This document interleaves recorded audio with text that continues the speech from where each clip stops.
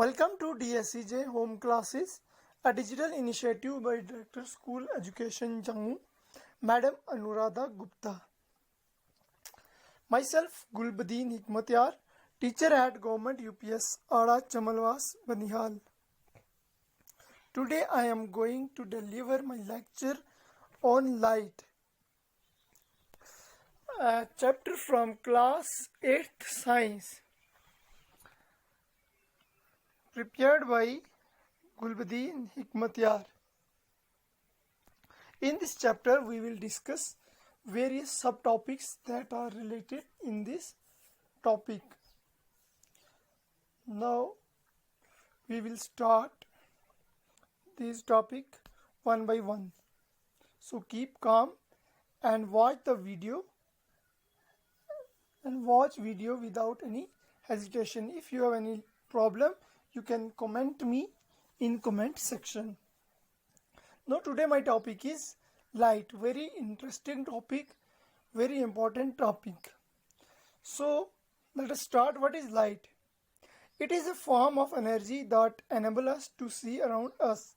कहते हैं लाइट एक फॉर्म ऑफ एनर्जी है जिसकी वजह से हम अपने आसपास चीजें देख सकते हैं. या it is an electromagnetic wave that can travel through medium as well as through vacuum.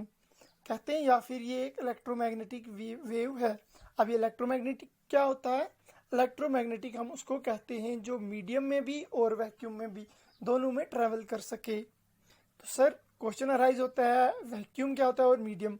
Medium होता है जैसे आपके पास पानी है, ग्लास है, हवा है, ये मीडियम होता है. और वैक्यूम वो चीज होती है जहाँ पे कुछ भी ना हो, उस जगह को हम वैक्यूम कहते हैं.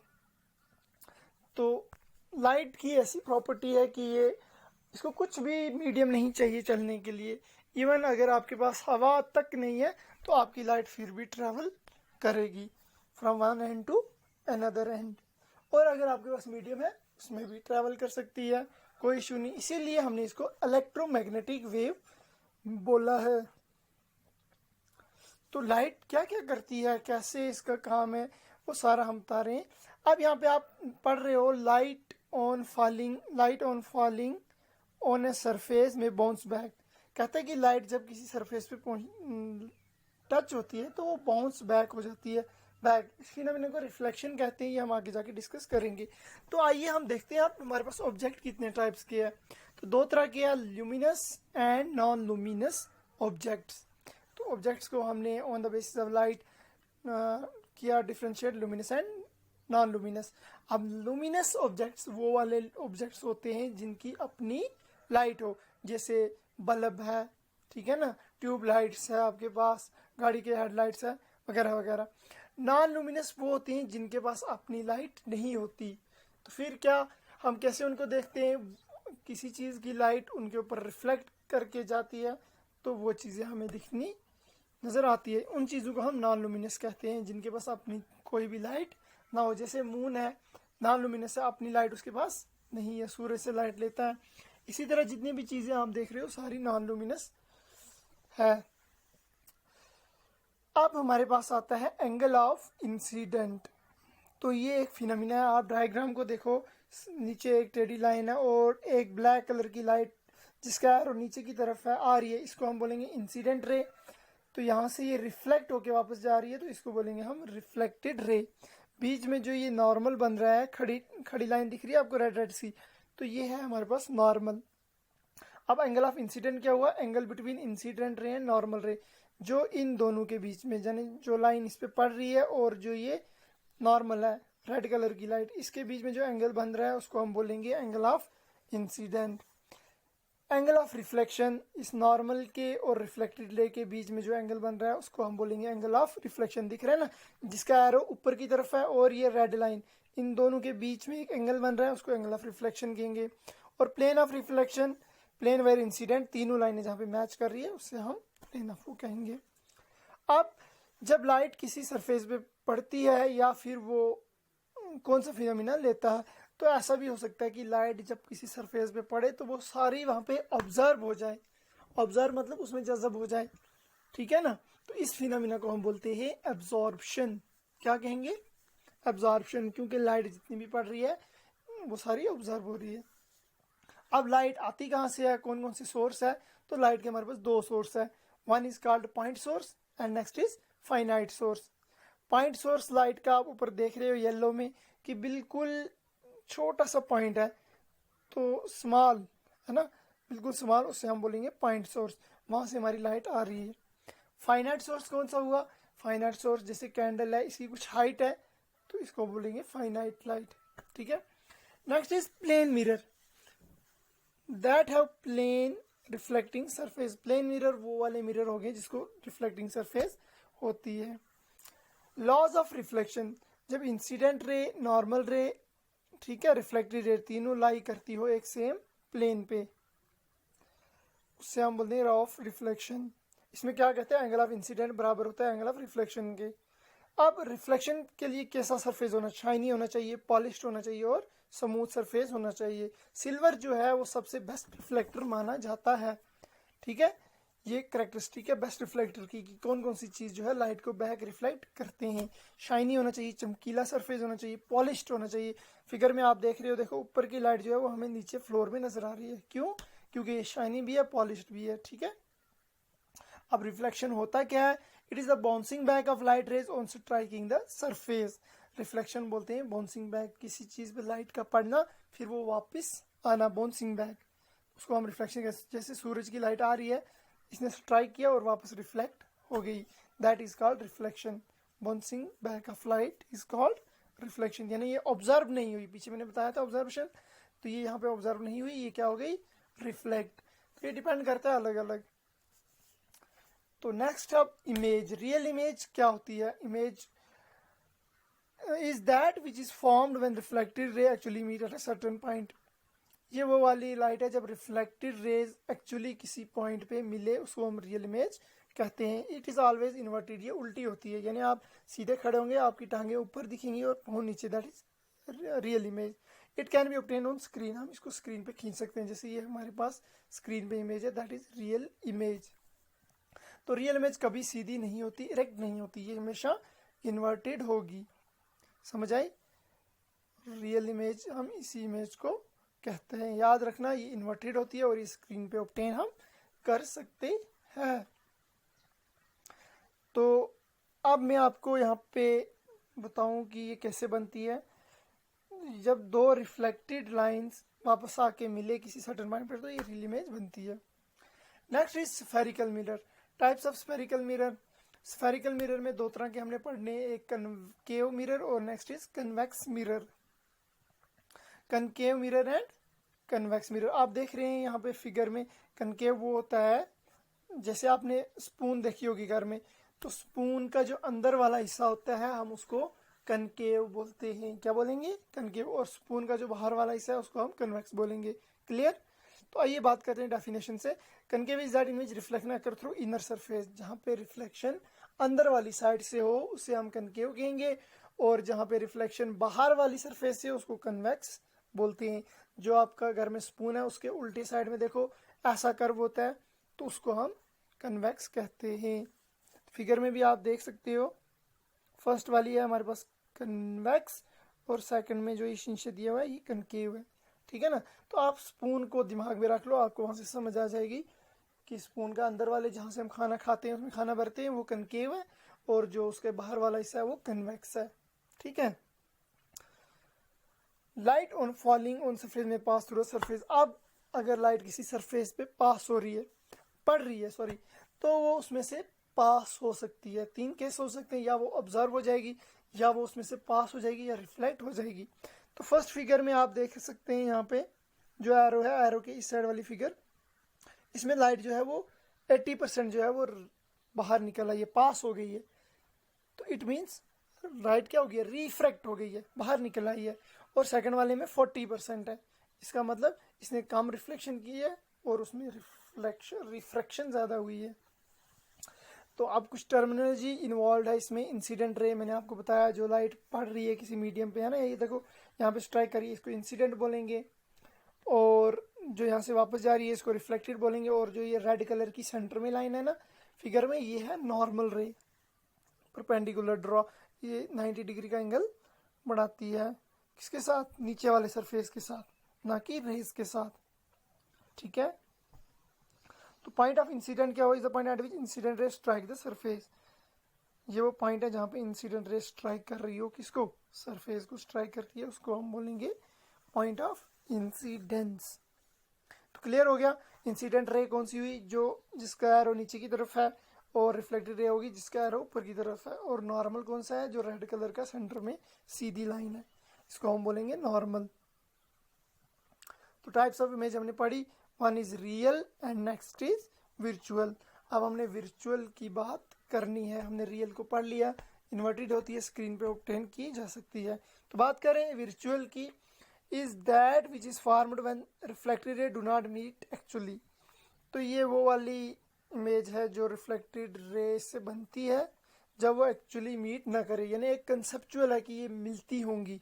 ठीक है, तो वो मिलती एक कंसेप्ट है ये, but appear to meet at certain, या फिर वो कहीं पे मिल सकती है। ठीक है, तो इट इज ऑलवेज इरेक्ट, ये हमेशा सीधी होती है। जैसे आप शीशे में देखते हैं तो आपकी कौन सी इमेज बनती है, विर्चुअल इमेज बनती है। It can not be obtain on screen, हम स्क्रीन पे इसको नहीं ड्रॉ कर सकते। तो देखो, आप शीशे में जितने दूर आप होंगे उतनी ही आपकी इमेज शीशे के अंदर बनेगी, और जितना आपका साइज है उतनी ही आपकी इमेज का साइज भी होगा। विर्चुअल इमेज जो है, इसमें आपकी साइज का इमेज चेंज नहीं होगा। ठीक है, तो ये था virtual image. Types of mirror, mirror होते हैं दो तरह के जो हमने पढ़े, प्लेन मिरर और spherical mirror. Plane mirror, plane, और स्फेरिकल में क्या क्या है, कनकेव और कन्वेक्स। अब विर्चुअल इमेज की बात हमने की, आपको अच्छे से इसमें समझ आ गया होगा। अगर किसी को डाउट हो तो मुझे कमेंट करके पूछ सकते हैं कि सर हमें समझ नहीं आई। विर्चुअल इमेज सिंपल है, इसमें ऑलवेज इमेज जो है वो इरेक्ट होती है, ना कि इन्वर्टेड होती है, और हम इसको स्क्रीन पे भी ऑब्टेन नहीं कर सकते। तो इसमें क्या होता है, जब रिफ्लेक्टेड रे मिले ना, या अपीयर टू मीट कर रही हो कहीं पे, appear to meet at certain points. ठीक है, तो उसको हम बोलते हैं विर्चुअल इमेज। तो आप फिगर में देख सकते हैं,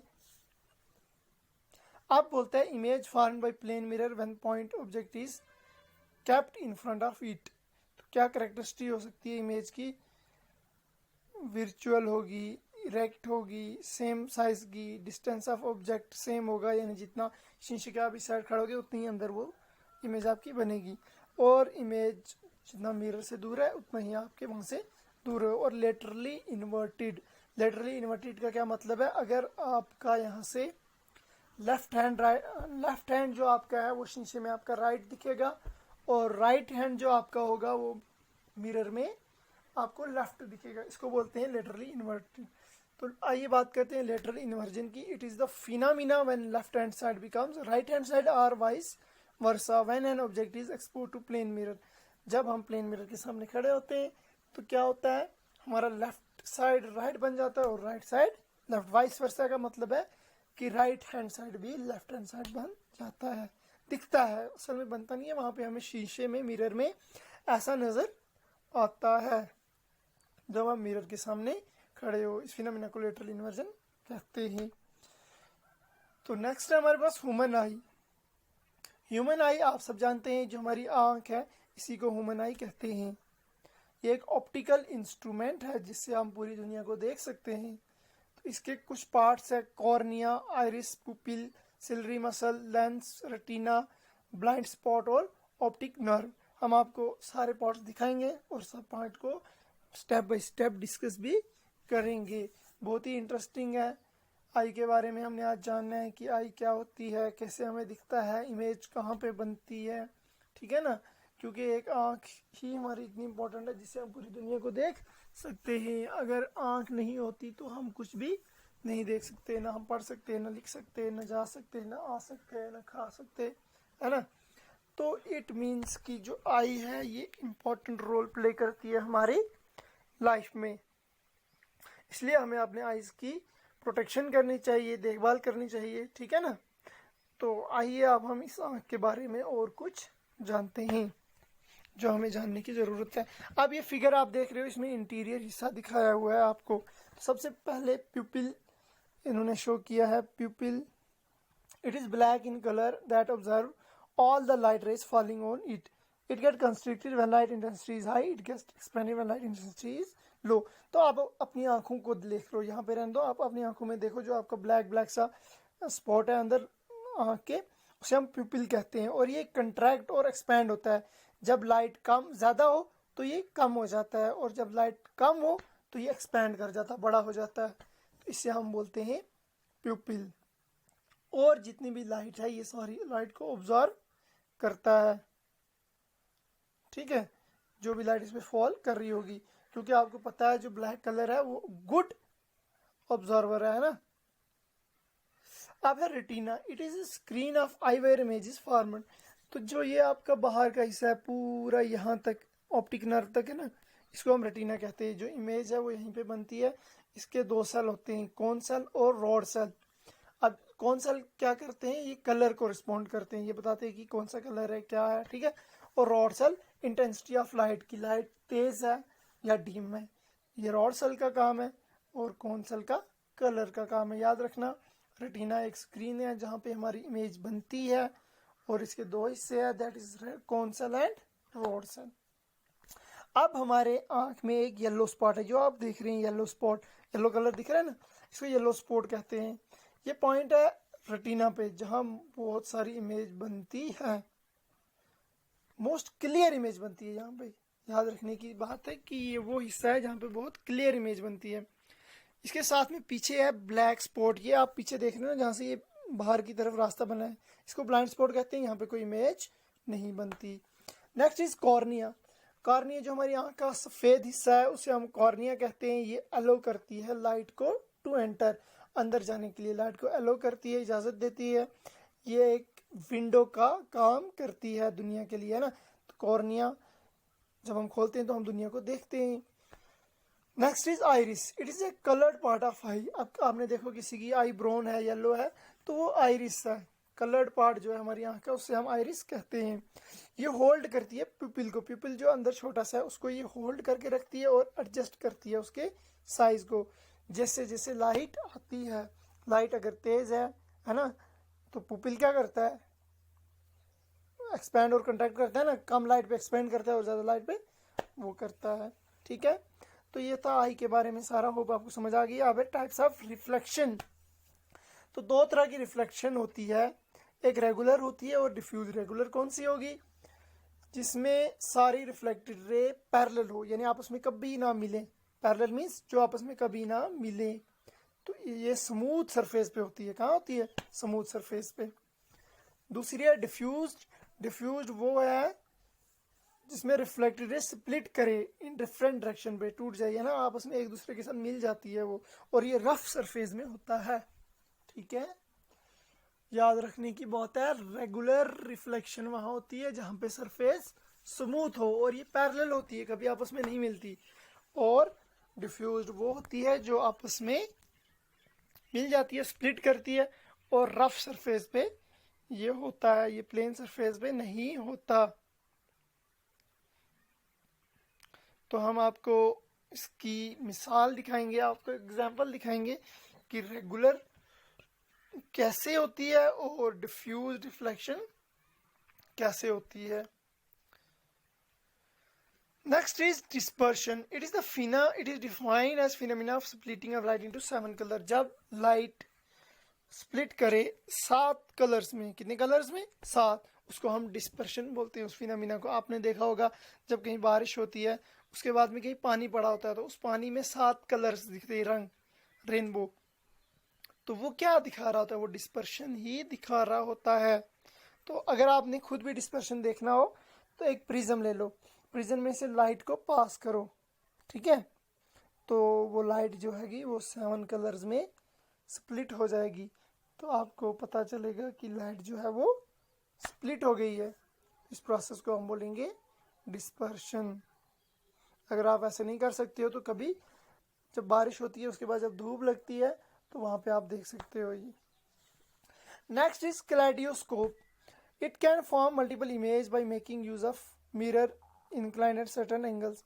क्लेडोस्कोप एक इंस्ट्रूमेंट है जिससे हम क्या कर सकते हैं, मल्टीपल इमेज बना सकते हैं बाय यूज ऑफ मिरर, जिनको हमने इंक्लाइंड किया होता है सर्टेन एंगल पे। इंक्लाइंड मीन्स ऐसे तिरछा जैसा रखा होता है।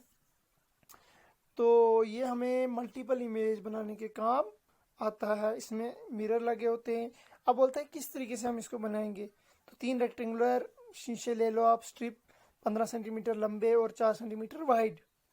उनको ज्वाइन करो ताकि वो प्रिज्म बने, और फिर एक कार्डबोर्ड के सर्कुलर कार्डबोर्ड में उनको फिक्स कर दो। एक साइड को बंद कर दो, ठीक है, कार्डबोर्ड डिस्क के साथ, जिसके सेंटर में होल हो जहाँ से आप उसके अंदर देख सकते हो। ये सामने फिगर में आपको दिखाया नहीं, देखो होल बना हुआ है। एक साइड से इसको बंद कर दिया है कार्डबोर्ड के साथ, दूसरे साइड उसमें सुराग रखा है ना। इस तीसरे नंबर की फिगर देखो आप। तो इस तरीके से हम इसको बना सकते हैं। समझ आई आपको? ये जो ब्राउन कलर का दिख रहा है ना, ये कार्डबोर्ड है। फिर हमने इसके अंदर एक होल बनाया है जो दिख रहा है आपको। तो ये किस लिए बनाते हैं? ताकि मल्टीपल इमेज हम देख सकें। Do you know sunlight consist of? अब आपको पता है कि सनलाइट में 7 कलर हैं। तो कैसे हमें पता चलेगा? ये एक्टिविटी मैंने आपको बता दी कि प्रिज्म लेना है आपको, उसके थ्रू आप देख सकते हो। अगर वैसे नहीं करना है तो ये दूसरी एक्टिविटी भी यहाँ पे है। एक प्लेन मिरर लेना है, उस place it in a bowl, उसको एक कटोरी में रख देना है, उस कटोरी में पानी भर देना है। फिर उसको कहाँ पे रखना है? खिड़की में रखना है ताकि सनलाइट डायरेक्ट उसके ऊपर पड़े। तो उसकी पोजीशन को आपने कटोरी को इस तरह से रखना है कि जो रिफ्लेक्टेड लाइट है वो आपकी किसी वाइट वॉल पे पड़े। अगर वाइट वॉल नहीं है तो आपने एक पेज लगा देना है वहाँ पे, उस पर वो जो रिफ्लेक्टेड लाइट है वो उस पर आनी चाहिए। तो आप वहाँ पे उस पेज पे 7 कलर देख सकते हो। आप अपने घर में भी ये कर सकते हो एक्टिविटी। तो आपको समझ आ जाएगी कि सनलाइट में 7 कलर है या नहीं है। तो ये है आपकी टाइप्स ऑफ रिफ्लेक्शन जो पीछे पड़ी थी ना, डिफ्यूज और रेगुलर। देखो रेगुलर कैसी है, यहाँ से लाइट आई रिफ्लेक्ट हो गई, लाइट आई रिफ्लेक्ट हो गई। तो ये एक दूसरे के साथ, ठीक है, मिलती नहीं है। जो इंसिडेंट रे है और रिफ्लेक्टेड रे है वो मिलती नहीं है। अब है केयर्स ऑफ आई। तो हमने अपनी आंखों की हिफाजत करनी है क्योंकि ये हमें पूरी दुनिया देखने में मदद आती है। If advise use suitable spectacles, अगर आप डॉक्टर के मशवरे से चश्मा, एनक, स्पेक्स वगैरह पहन सकते हो। डू नॉट लुक पावरफुली, अच्छा आपने किसी डायरेक्ट सूरज को नहीं देखना, किसी तेज लाइट की तरफ आपने डायरेक्ट नहीं देखना चाहिए। कभी भी अपनी आंखों को मलना नहीं चाहिए। अगर आपके आंखों में अंदर कुछ चला गया है तो आपने पानी के साथ उसको निकालने की कोशिश करना है, ठीक है। अपनी आंखों को धोना है पानी के साथ। अपनी आंखों को अक्सर पानी के साथ धोते रहना चाहिए। तो जब भी आप कभी पढ़ते हो तो नॉर्मल डिस्टेंस रखना है, 25 सेंटीमीटर का गैप रखना है, फिर ही आपने पढ़ना है। और विटामिन ए खाना चाहिए जिससे आपकी आंखों की लाइट बढ़े।